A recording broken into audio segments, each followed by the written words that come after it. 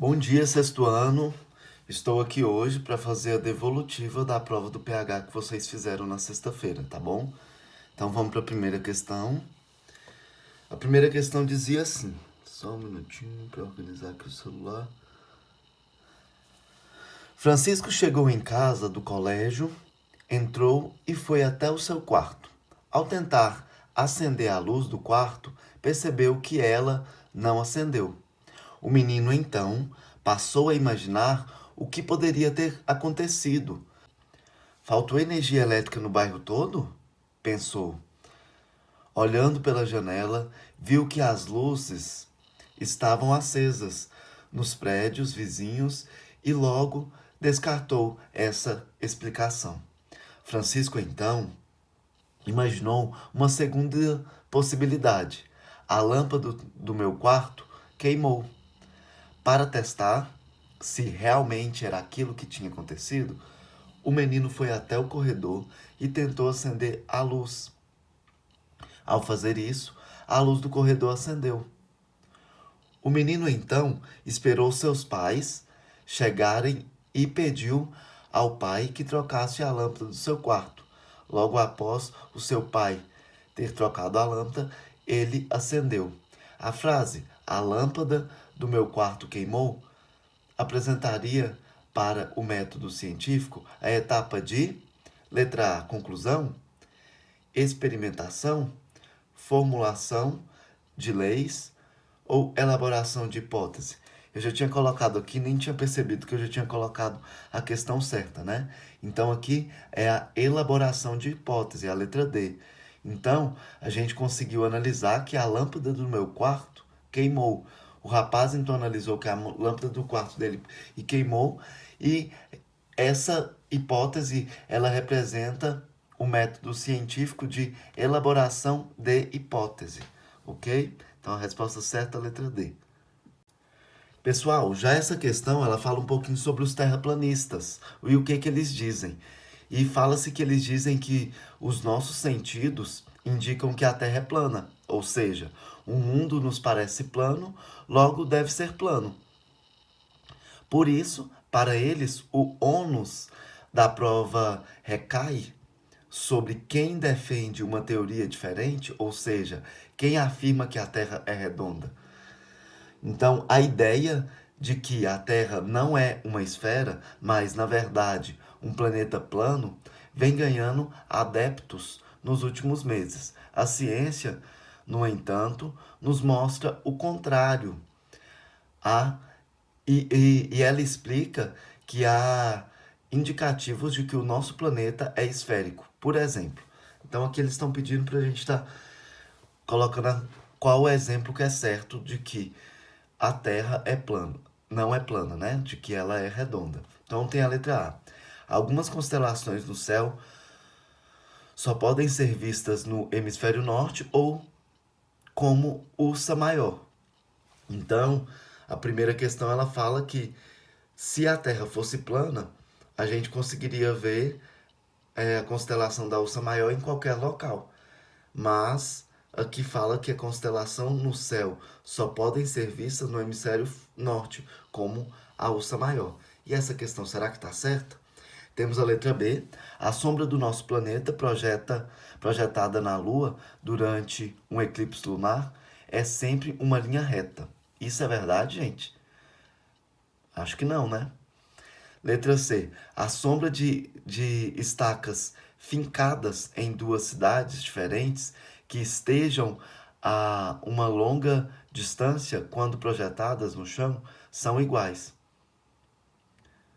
E tem a letra D. Um barco indo em direção ao horizonte no mar segue sempre em linha reta e diminui de tamanho até desaparecer. Então a resposta certa é a letra A.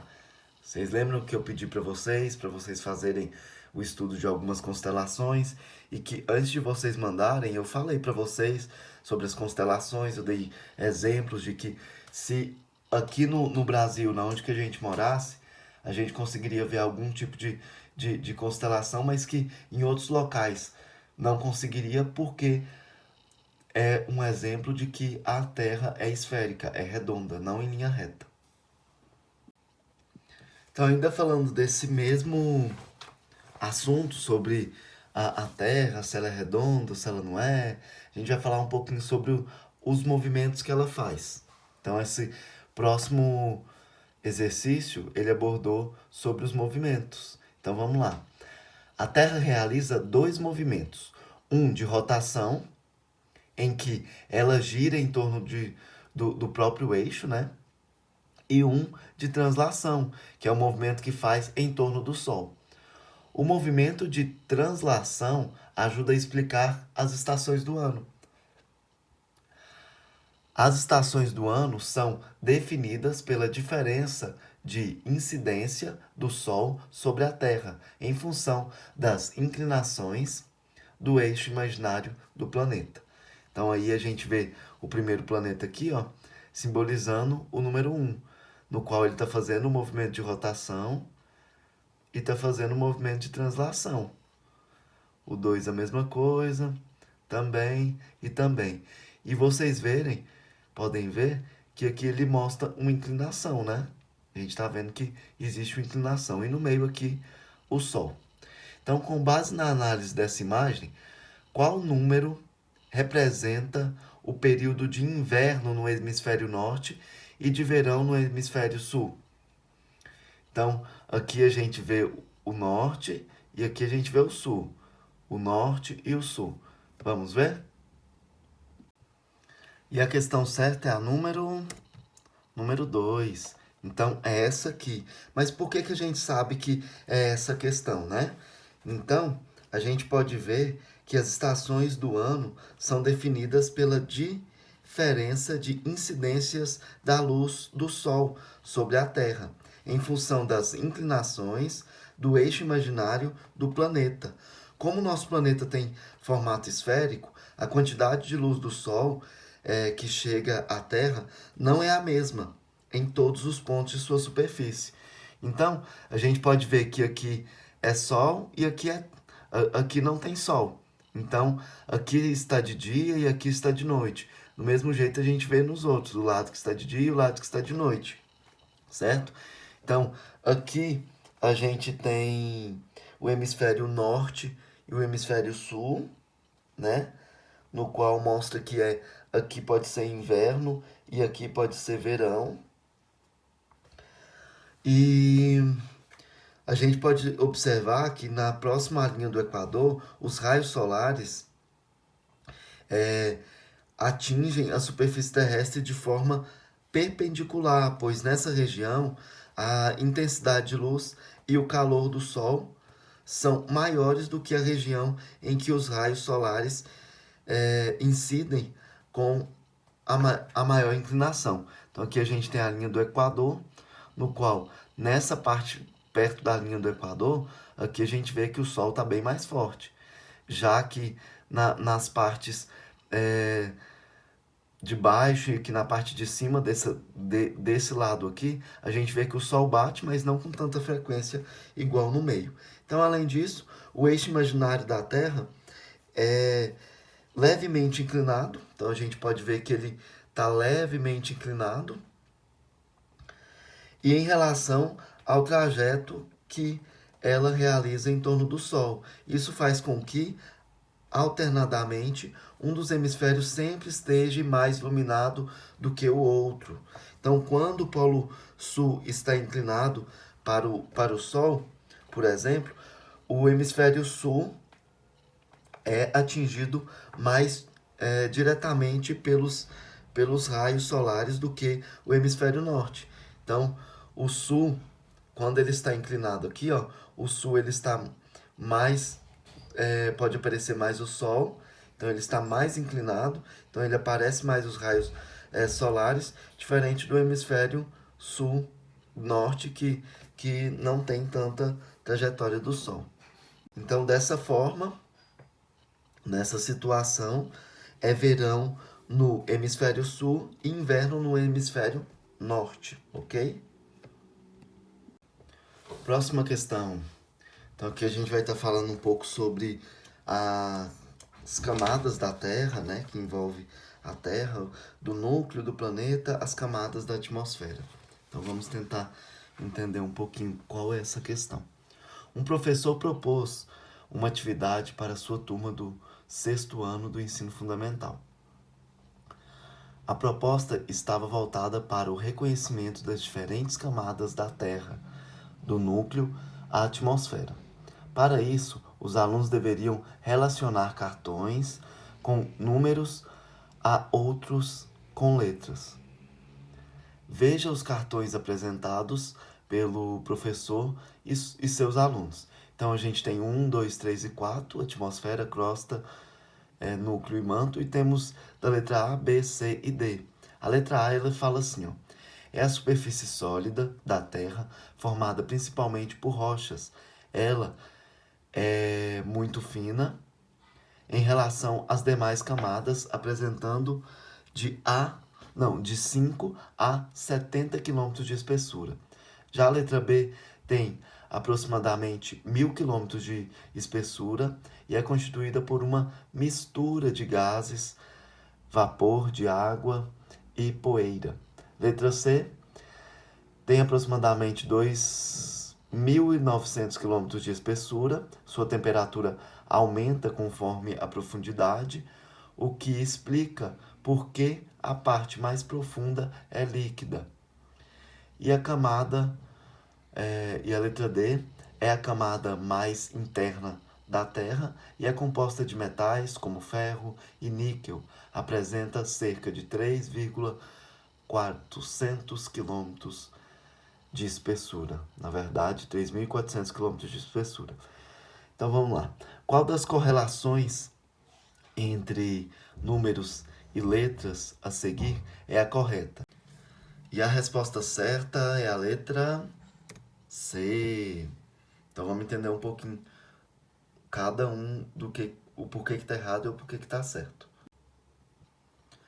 Então a letra A aqui tá falando que o 1 aqui que é a atmosfera correlaciona a letra A aqui. Está correto? Então aqui é a superfície sólida da Terra formada principalmente por rochas. Ela é muito fina em relação às demais camadas, apresenta de 5 a 70 km de espessura. Então, só daqui que falou de rochas, a gente já vê que não é a atmosfera. A atmosfera, ela não tem 70 km e ela também não constitui rochas na fisionomia dela. Então, essa aqui seria a crosta, né? Então, a letra A seria a crosta. Então, já está errado. A atmosfera ela tem aproximadamente 1.000 km de espessura e ela é constituída por uma mistura de gases, vapor, água e poeira. Então, no caso, seria o número 1, a letra B. O número 2, a letra B aqui, o número fala que o 2 é correlacionado à letra C. Então, o 2, que é a crosta, é relacionado à letra C. Então, fala que a crosta ela tem aproximadamente 2.900 km de espessura e sua temperatura aumenta conforme a profundidade, que explica por que a parte mais profunda é líquida. Então aqui a gente já viu que está errado, né? A gente já viu que a letra A seria a crosta, porque fala que das rochas de 70 km de espessura. Então, o número 1, letra B, e o número 2, letra A, certo? Já a letra D, que é a correta, a letra C, que é a correta, fala que o 3, que é o núcleo, corresponde à letra D. Então, já vimos que é correta e ela é a camada mais interna da Terra e é composta de metais como ferro e níquel. Apresenta cerca de 3.400 km de espessura. Então, é a letra D. 3D, a C está certa. E aqui na letra D, só para complementar, fala que o 4, que é o manto, corresponde à letra B. E está errado, né? Letra B é a atmosfera. Então agora aqui a gente vai falar um pouco lá do primeiro capítulo. Vamos ver lá. Leia a conversa a seguir entre a dona Isabel e seu filho. Mãe, estou com muita dor de cabeça. O que posso fazer? Perguntou o filho. Tome chá preto, que a dor de cabeça some em meia hora, respondeu dona Isabel. Tem certeza, mãe? Retrucou o filho. Absoluta, respondeu a mãe. Com base no diálogo, pode-se dizer que A Dona Isabel tinha uma. Letra A. Hipótese, porque o senso comum diz ao contrário. Letra B. Teoria, porque ela tinha certeza absoluta dos efeitos do chá. Letra C. Teoria, porque sua dor de cabeça melhorou quando usou uma vez o chá preto. Ou a letra D, que é uma hipótese, porque não há comprovação científica de que o chá preto cure a dor de cabeça. E a resposta certa é a letra D, pessoal. É a letra D, por quê? Porque não há comprovação científica, né, que o chá preto cure a dor de cabeça. Então, isso aí provavelmente é um senso comum, né, de que foi passado de geração para geração e hoje ela tentou falar para o filho dele, não, beba que vai curar. Então é a letra D. Ela fez uma hipótese que não é comprovada cientificamente. Por fim, gostaria de agradecer a todos, parabéns para quem acertou tudo. Provavelmente já saiu o gabarito e eu mando lá no grupo com vocês, tá bom? Quem tiver alguma dúvida ainda das questões que eu falei, pode me procurar no privado e a gente vai conversando, ok? Até mais, um beijão a todos e bom feriado, né? Amanhã é feriado, dia de Tiradentes. E continue se protegendo, ok? Até mais.